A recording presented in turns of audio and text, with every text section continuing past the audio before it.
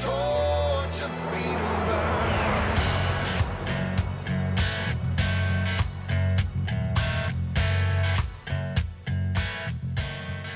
Well, welcome back. Thanks for staying with us on Good News Friday. You're listening to Wallbuilders Live. We're talking about good news across the nation and across the world. So a lot of international good news out there as well. Are we still international? We're coming. Well, we did Nashville, which is definitely here, right? That's right. Nashville came back to Tennessee, so we're back on domestic turf. And it's the same thing that happened in Nashville with gender identity and sexual orientation. That's really been a big push in the schools. And so bullying laws, we don't want to bully these kids in school who are homosexual, and we want to protect these kids who are homosexual.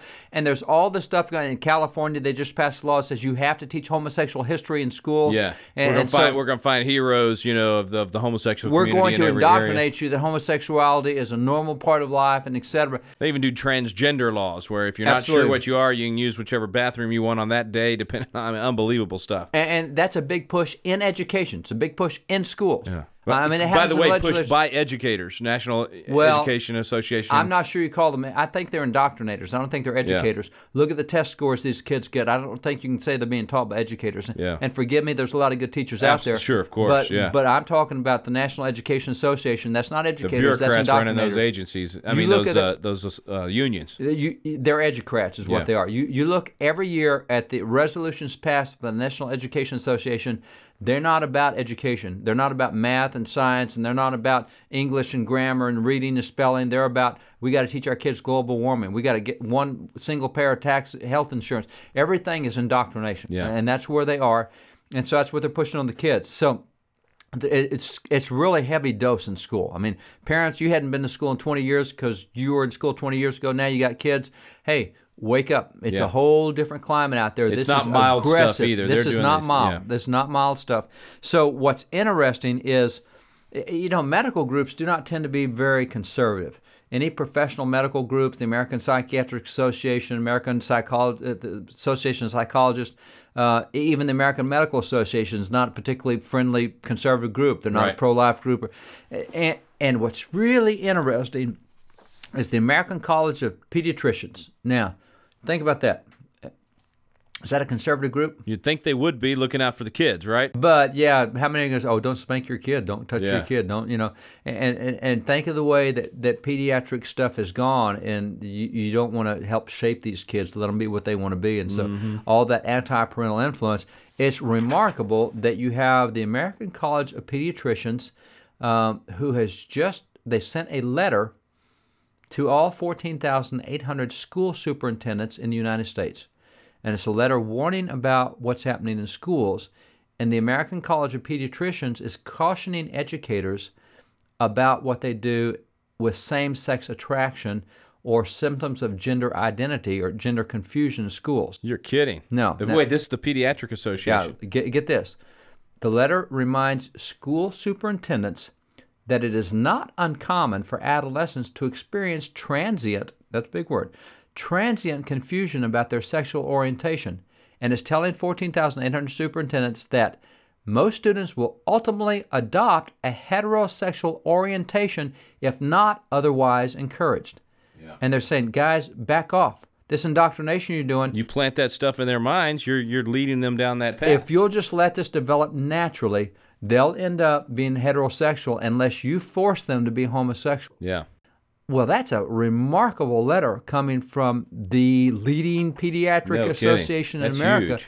And this is what it says. For this reason, school should avoid developing policies that encourage non-heterosexual attractions among students who may be experimenting or experiencing temporary sexual confusion. I mean, the discouraging programs. So all these laws that are getting passed, all this bullying forcing stuff, this stuff into the classroom, all at the NEA second nonsense. grade. That's right. Yeah. That's right. The docs are saying, leave it alone. Back off. Wow. Let it run its course. If you let it run its course, this is going to turn out normal and natural. And unless you guys intervene and make the unnatural stuff natural, it's going to run its course. So, and by the way, as the docs point out, there is no scientific evidence that anyone is born homosexual. So Even these guys say that? You have to No force kidding. them to accept that position. That's big, man. You know, and I remember Dobson saying years ago, talking about how you're going to have an increase in the number of people that identify themselves as homosexuals simply because we're putting it out there in all the television programs and all the movies. Now, that's the funny person. That's the acceptable person. So naturally, when they're in that state, just like these pediatricians are talking about, of confusion or temptation or whatever, if society's saying, yeah, go down that road, obviously you're going to have more. This may be a little bit before your time, but do you know how many schools now teach suicide courses, anti-suicide courses? No. Zip. You know why?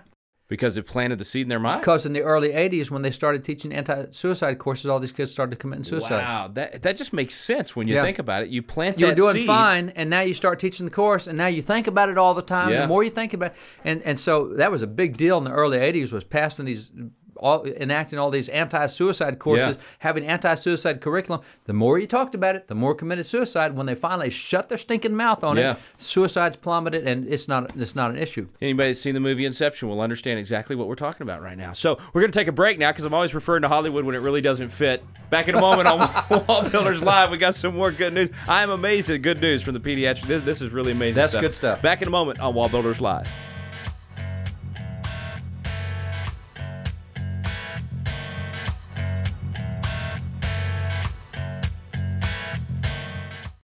This is Texas Governor Rick Perry, and I share your concerns about our nation's direction. In this economy, there are too many jobless, homeless, and hopeless in America. Families are struggling. It's time to seek God's help through prayer and fasting, as God's people have done throughout history.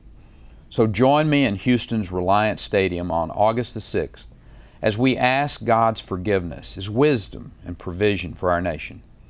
Visit theresponseusa.com and take part of something even bigger than Texas.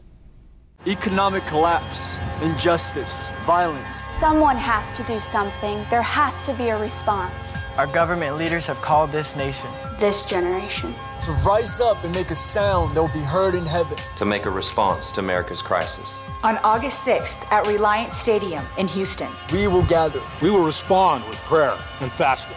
We will lift up our cry to Jesus. Where will you be? What would be your response? Visit theresponseusa.com for more information. Let the torch of freedom burn.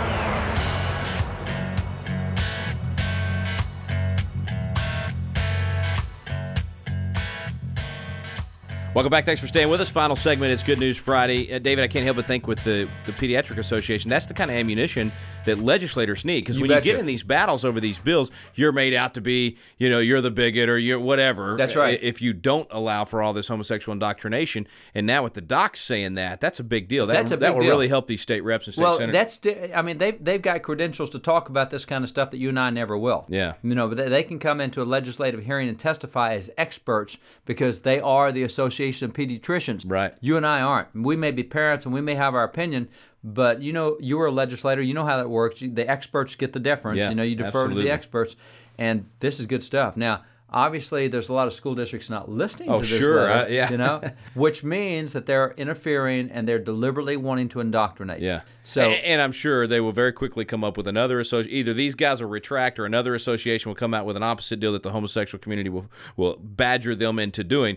But right now, we're getting these guys to say the truth. These guys are on record, and now that they're on record, if they retract, they look dumb. Yeah. Because this is a scientific thing that they've come up with, and so that's good stuff. Yeah, excellent. One more piece of scientific good news is we're told by Planned Parenthood and others that the causes of abortion, the causes of that type of stuff is there's not enough contraceptive material out there and contraceptive information. That's why we need to have comprehensive sex ed in schools. And the second thing is poverty. Poverty causes abortions, and so if you can get rid of poverty, you can get rid of. So we need more welfare. The more you'll spend on welfare, the less abortion. That's what Planned Parenthood claims. That's what the Catholic left claims. That's what the religious left claims. Is we got to spend more on poverty. We got to spend more on contraception. That'll fix it. Really interesting stuff. 1992, the U.S. Supreme Court gave the decision in Planned Parenthood versus Casey that allowed to have parental notification. First time we could do that.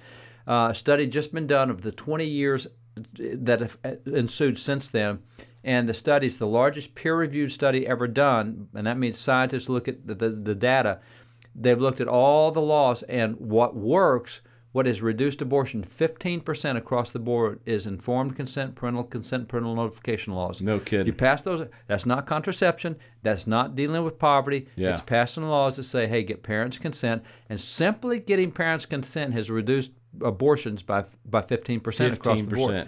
And that means abortions are down 15%, and all we've done is target the young. We targeted the minors. Yeah. Because we're only talking parental consent. Because that's not going to impact that's right. a girl over 18. Informed notification, informed consent would, but that's not part of the study. Right. But informed consent, things like the sonogram bill, it's going to affect olders.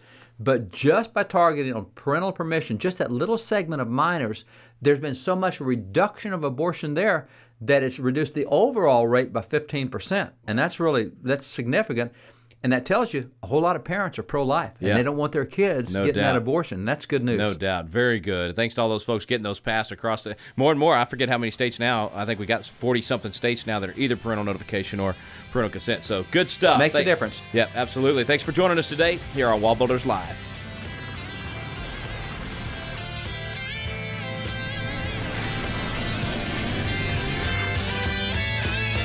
We stand undivided.